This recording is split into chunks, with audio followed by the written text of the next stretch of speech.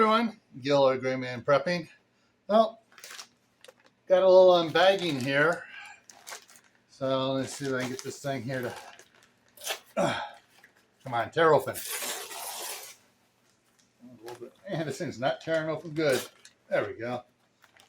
All right, so I got a couple items in here. All right, so the first item I got is a replacement for the top of the All-American, because the one I have here is one of the older models that just has the petcock valve on it. This puts a jiggler on there that does 5, 10, and 15 pounds.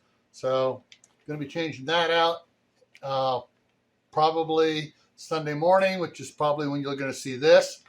And then I'm going to try to I'm going to test out the pressure canner. I'll have a short video on that, testing out that All-American that we picked up.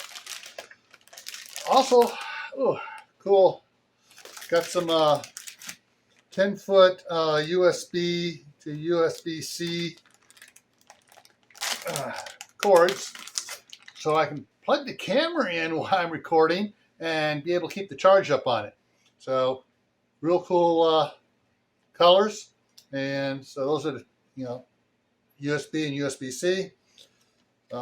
It was cheaper to get this than it was to get 1.5 of these. So the five pack was much better.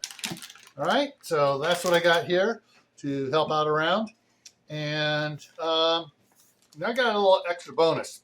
So I experimented with the bread machine today, and we went hog wild afterwards, and this is what's left.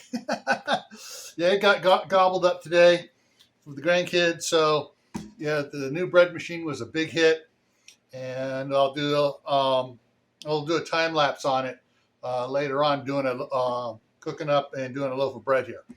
All right, so take care, and I'll see you around.